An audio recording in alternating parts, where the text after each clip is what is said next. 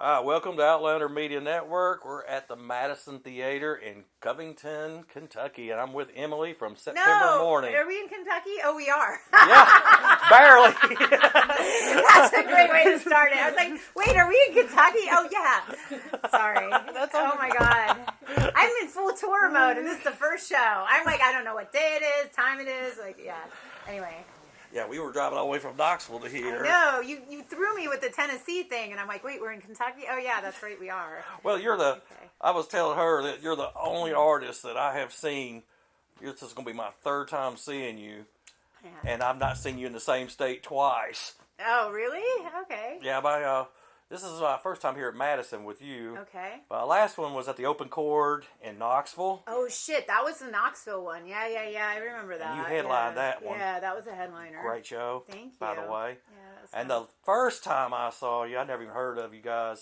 This has been years ago. This was before COVID. Oh, pre-COVID. And it was in at Pops at Sauget, Illinois. Pops is fun. Dude, which show is that? Because we played there a couple of times. So. It was with Twisted, the Cottonmouth Kings. Yes, we were like on they did the two stages and we went back and forth and like we were on one side, I think. It was like a really weird setup. But it was awesome. I mean, it is fun. Pops is one of my favorite venues to go to. It's not the is nicest so place weird. outside, but it's I feel awesome. like I'm going to get cancer being there. Like, I mean, it's like really, like, you're like, should we, like, touch the water here? Or, like, are we going to grow another hand? Like, yeah, it's a whole thing. Yeah, it was one of my favorite shows. But I love them. Yeah, that year was my favorite show when we went to that one because I got to see them, the Cottonmouth Kings, my first time with you guys, and there was another act, Justin Simple. Oh, Justin, I remember him. Yeah, he was sweet. Yeah, he had the lady up there that was swallowing a sword and laid on a band of nails. I'll never forget that show. Hey, no, you do what you got to do. You're not going to be doing any band of nails or anything like that, are you? No. I don't do any of that. I just sing and scream. Tell stories about comic books on stage and look really weird and do weird actions. And So when you do comic books, what is your favorite type of comic books? DC, Marvel, or anime? I'm a DC person because I like the darker universes. I love Marvel. I love Stan Lee. I mean, his characters are great. I'm a Mark Silvestri fan because he's my business partner. Not just saying that because of that, but I love The Darkness. It's one of my favorite comic books ever. So he's created some epic and Yeah, my favorite. I think characters. My favorite DC. I love DC. I prefer DC over Marvel. It's darker. Better it's reading. Darker. Like, they have better villains. Like, I mean, you got the dude with the glove over there in Marvel. You got, like, the Joker. It's like, all right, who's going to win? Like, come on.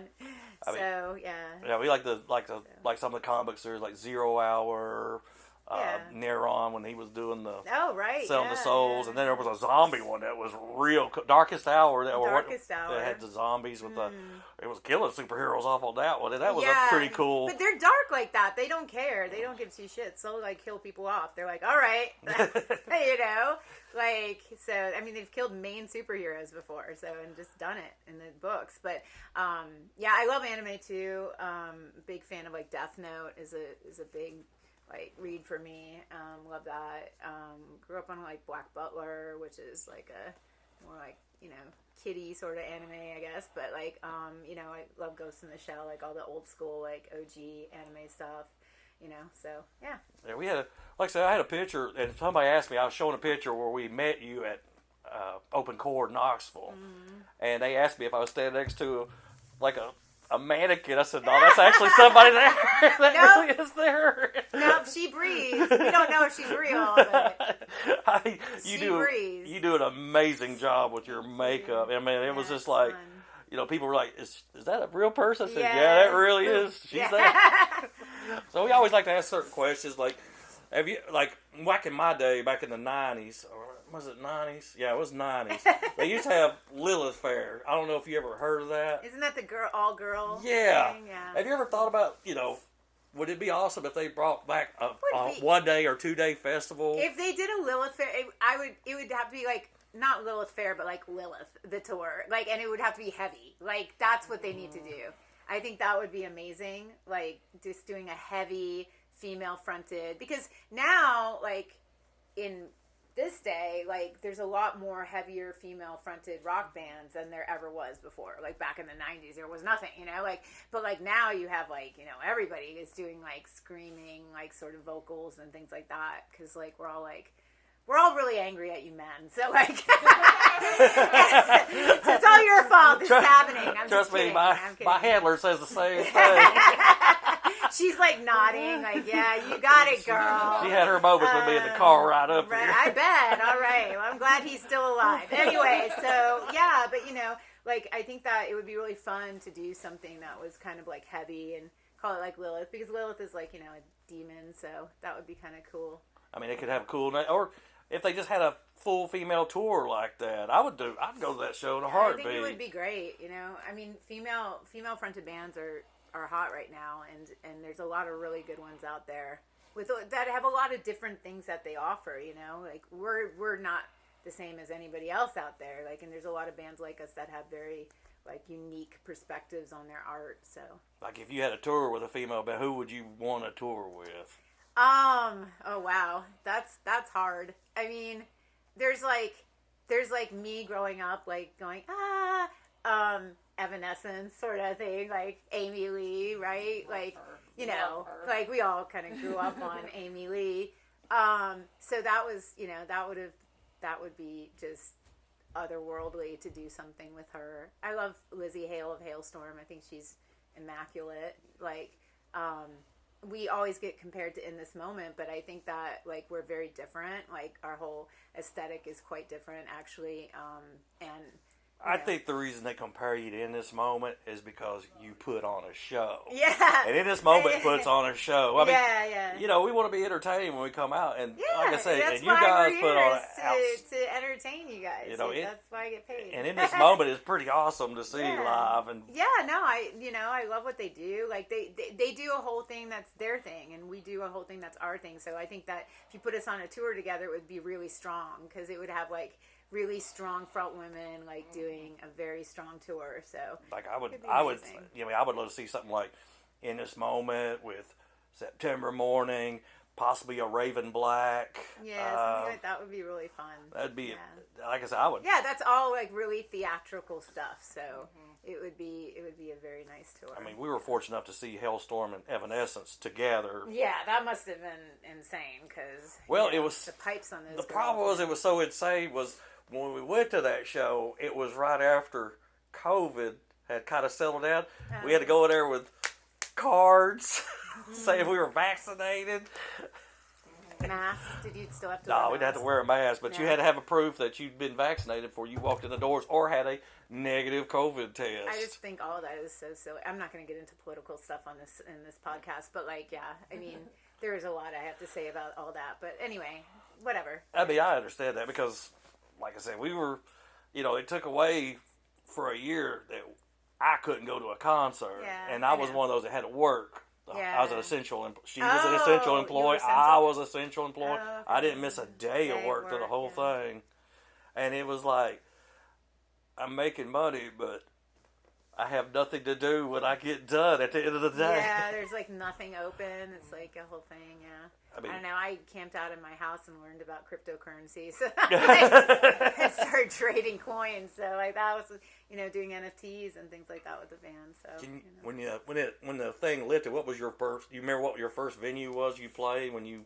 Rich would know the answer to that. I have no memory. Like, I am like a wet noodle sometimes when it comes to all. You can name a time, a date, a place, a fucking street light at a corner, and I'm like, how do you remember this? I'm like, I barely remember your name. Like, you know, who are you again? But, like, yeah, so, yeah. I mean, like I said, I remember my first one was actually at the open chord where y'all played. It wasn't that show. I mean, it was, and I was like, man, everybody's back to doing whatever they want to do, because everybody was so sick and tired of being at home. Oh God, it was brutal being home like that. But, yeah. I mean, probably, I tell you one thing that did kind of change after COVID ended was a lot of artists had a lot of music ready to go, and there was new albums coming out. Yeah. And we've been consistently putting stuff out, so it's like, you know, we're kind of in a routine now of how we track and put things out. So Yeah, y'all used to be, I'm not with Sumerian Records anymore. No, when we went independent, we were able to kind of do what we wanted. So, it's, love Sumerian. They're good people over there. They're friends of mine, and I appreciate them a lot. But for us, it's kind of like when the pandemic hit, we couldn't tour. And if you know anything about the record business right now, like touring is essential for bands to stay alive. I mean, you don't make any money off Spotify. I'm sure everybody's heard the Snoop Dogg interview at this point. So he's like streaming billions of times and making $45,000. So if Snoop is making $45,000, how much are we making? Like $800. Like, so it's Weird Al Yankovic was sitting there saying after all his Spotify things, he could go out and have a cup of coffee and a sandwich. Exactly. It's like literally that bad. So like I took the time. Sorry about that. I took the time during the pandemic to like really learn about crypto and NFTs and Bitcoin and Ethereum and all these like weird things that nobody talks about in the mainstream. But I became the first female rock metal musician to mint and sell an NFT on chain, and that like became our go-to for like selling music. Now I do music NFTs. I'm doing stuff with Gala Music, which is a great platform in the Web3 zone, and that has like kept us alive more than touring, more than Spotify, more than anything in the traditional record business. And it's allowed us to create more. It's allowed us to put on a better show. It's allowed me to do a new costume coming up soon this year. It's allowed us to do another comic book. It's allowed us to the label didn't do that. The marketing team didn't do that. None of that did that. Web3 enabled us to do that because over there the value prop of music is like essential. It's not like it is in Web 2 where people are like, I want to stream for free, I don't want to pay for music. And it's like over there you give them a reason why they should again. And that's what we need. We need to change the narrative that music should be valued again. And it's just been declining on a rapid pace now for years. I mean, before I was alive. So, but yeah, so I'm really happy I'm kind of happy that, we went independent and COVID hit, because it allowed me to figure out a different way. And if I can do it, other independent musicians can do it too. Yeah, like somebody like me, I've picked up your CDs. Yeah. And I'm CD all the way because I believe in paying for it and supporting all artists. Well, it's also a demographic thing, right? So like an older demographic does still buy vinyl, does still buy CDs. Some younger demographics buy vinyl now, but CDs are mainly for an older demographic. Like when you get into the younger demographic, all they do is stream. They don't collect music. They don't care about the cover art as much. But that's why, with the Web3, it is a younger demographic, but it's wrapped around this interesting finance of crypto that is very like prone to a younger mindset, because they're not used to paying with cash, they're used to paying with credit cards. So like everything is digital. And so if you're working with digital assets, it goes towards a younger mindset. So, but it really depends on where your demographic lies, right? If you have like an older demographic on your side, then you want to do CDs, you want to do vinyl, you want to do that. Because if you go the other way, those people won't understand and you're going to lose your fan base. For us, we kind of stand in the middle. Like we have a younger demographic, but we have like 10-year-olds that listen to us, and we have like over 40s that listen to us, right? And neither one is more important than the other, but we have to understand the demographic to be able to placate towards those demographics. So I tend to stand in the middle of the fence and give both what they want. So you love CDs. Oh, God, yeah. So, right? So, like, we have CDs at the merch booth because we know that we have that demographic that's going to want the CDs. But we also have digital download cards because we have that demographic that just wants the digital download. Or we have NFTs online. Or we're doing stuff with Gala. Or, we have, like, different ways to piecemeal it together instead of doing, like, one straight down the middle shot, which I think is kind of the problem with musicians nowadays. They don't see, they're looking like this, and they don't, like, look 360. You got to be like a fly with the eyes all around and look 360 now, because there's so many opportunities to make money in music now that aren't just directly, I just want to be a guy in a band playing guitar on tour in a bus. Like that doesn't work anymore. Like you have to be everything now. And you have to be a business person. You have to be an entrepreneur. You have to be on a social media schedule. Like, there's so much that goes into it now. Like, I work 16 to 17 hours a day. Like, I'm not even kidding. Like, it's insane the amount of time that I'm on my phone and the computer now. Like, I literally started getting blue light lenses because I was getting headaches from looking at the screen so much. So it's like a whole thing. But, you know. Well, a lot of things with the musicians, they learned when COVID shut everything down and you're trying to figure out how to make a living. Right. And you're like, oh, shit, how do I do this? And there was all kinds of trying to think outside the box. People were doing Twitch streams, and then, you know, they're trying to do, like, TikTok parody videos. And I'm like, okay, you're a musician. Like, you don't need to be a comedian because you're not. You don't need to, I mean, you can be a gamer if you are a musician because a lot of gamers are musicians, vice versa. I am.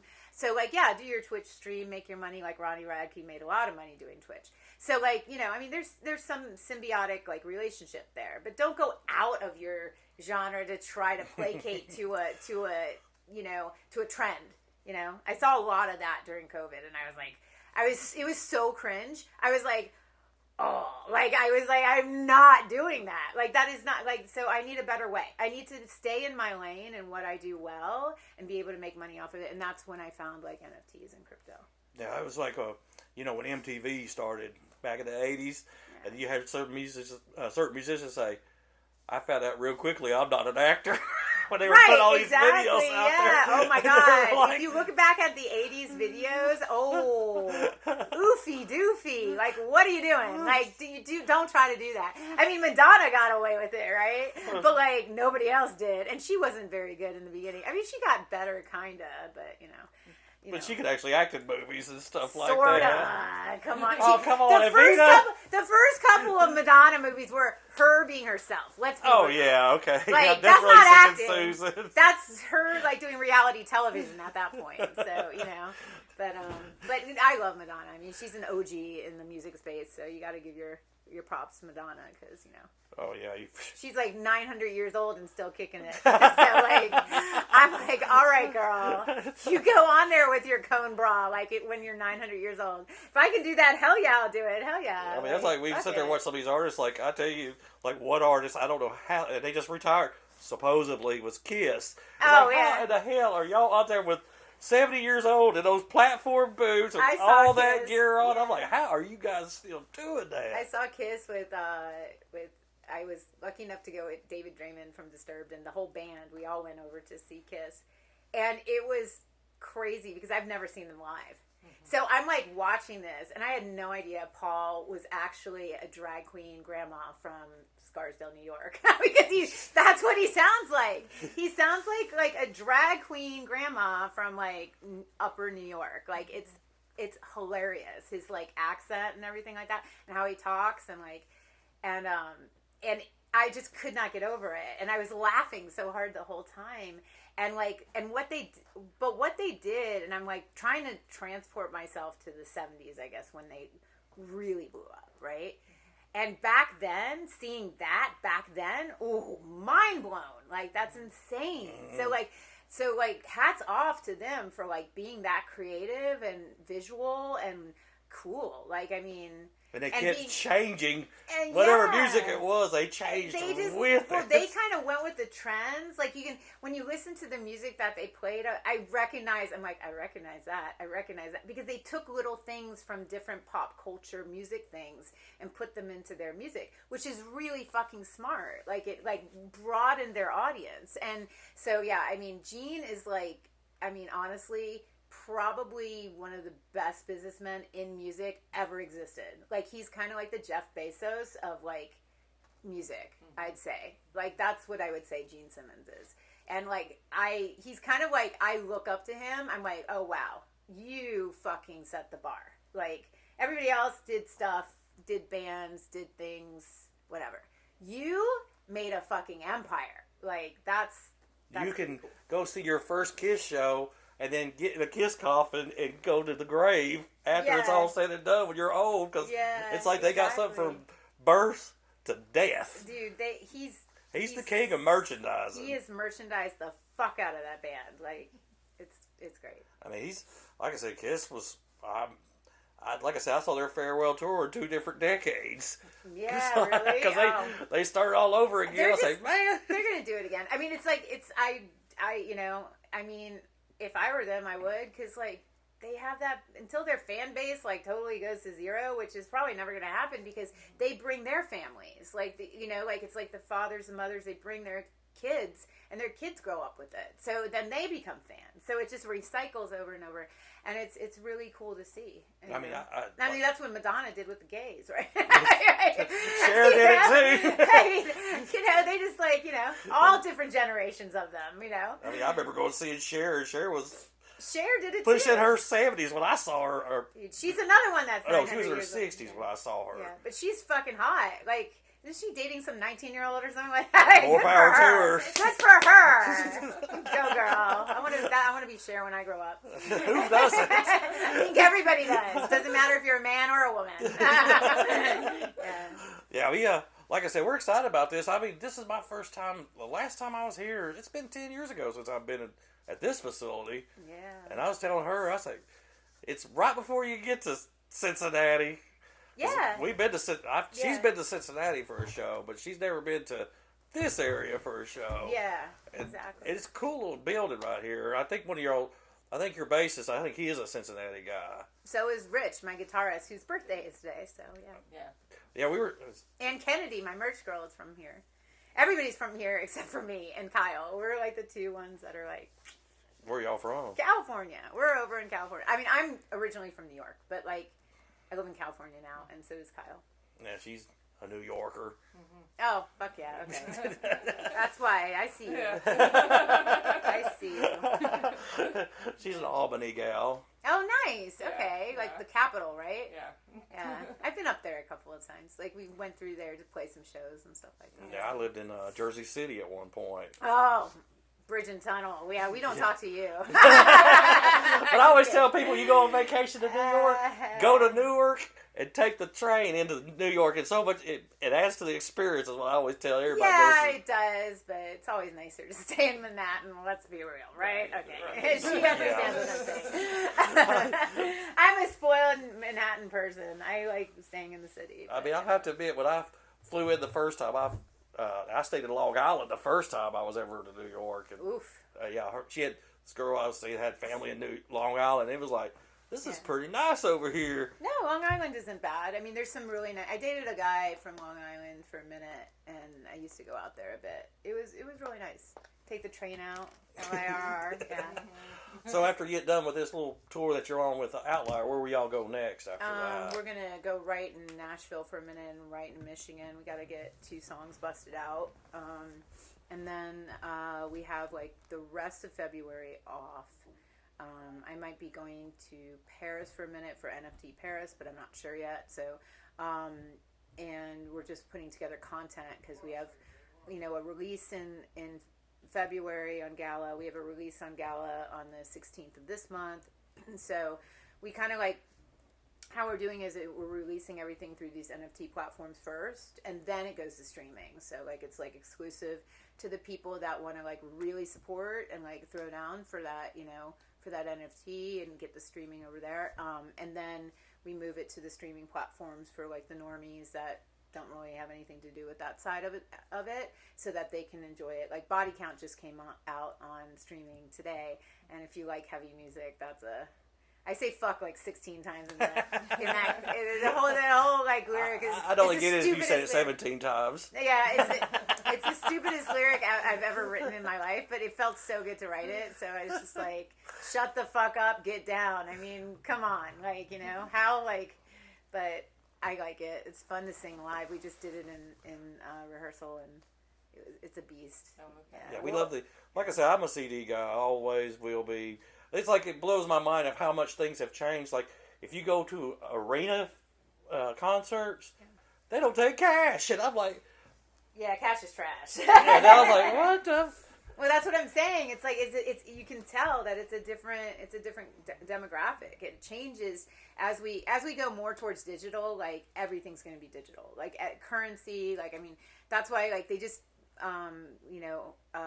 just okayed the Bitcoin ETF in the news yesterday. I don't know if you guys know about that, but it's an ETF with Bitcoin, and that's huge because that like gives Bitcoin like a green light to a lot of people that were like, oh, crypto is like a scam. Well, you have an ETF in the United States where the SEC is allowing it. So like, now talk your shit. So, I mean, I love to see progress, especially financial progress in the United States, because I think the Fed and our government and the dollar bill is total trash. Like, I think that we have like really misaligned our values when it comes to the Fed. Like, the Fed isn't even a government agency. It's actually a privatized company, and not a lot of people even know that. So it's like there's just so much misinformation about our finance in the United States. So it's good that we have like stuff like Bitcoin coming into the mainstream and crypto, where it's controlled by the people for the people. Mm-hmm. Like, it's not based on war or oil or gold backed. Like, there's none of that. It's backed by us. So if we believe in it, it's going to thrive. And so far, it's been doing pretty good. Yeah, like I said, I still pay cash. But, after that whole thing, I know, but I'm still going to get my dollar bill out. All right. Funny thing though is like I paid strippers cash. Love you. I paid cash at one concert, and I swear it throws people off that people can't count change. No, I people can't count. Period. Let's be real. Like, nobody can. Like, we all have calculators on our phone. Like, everything is given to us now. We don't. Yeah, we were noticing that, like, if you go to football games, like little high school football games, and they still take cash there. They don't have cards there. And so you're paying cash and you're watching. I said, would it be easier if you took your shoes off and used your toes to count this back to me? Yeah. Because it was like 3, 6, 5, 7. Okay, you owe me $9. For all this? Okay, we'll do that. Yeah. I was like, what? Yeah. They probably didn't understand. I mean, it's amazing, like I say, and they don't even accept a card at these games we go to. Yeah. That throws you off it too. Like, I tell you, when I left my card at a concert by accident. I left it in the machine.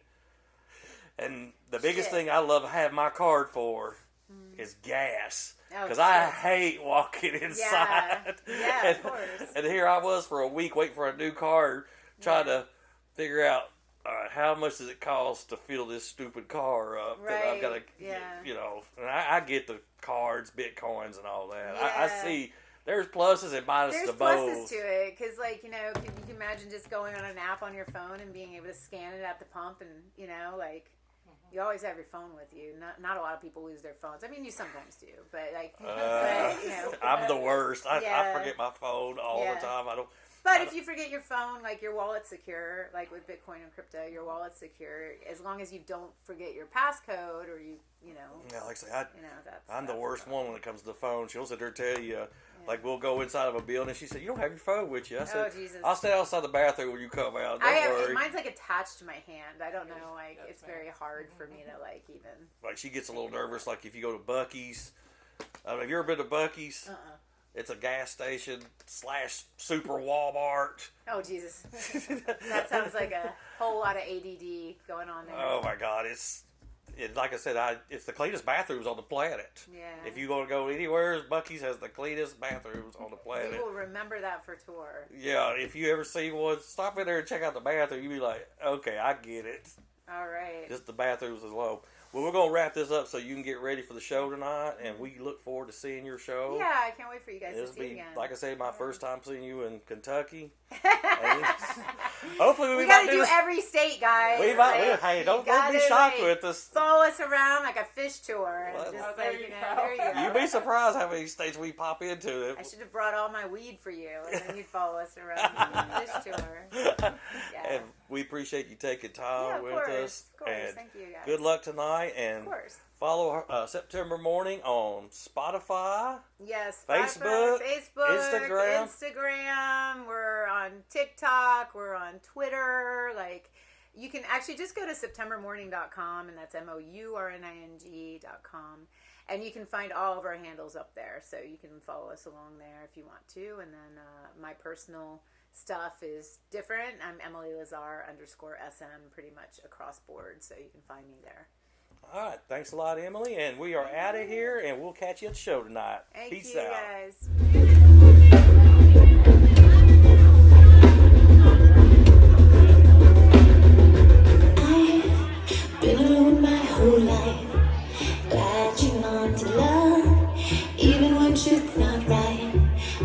set the tone. Rebuild from your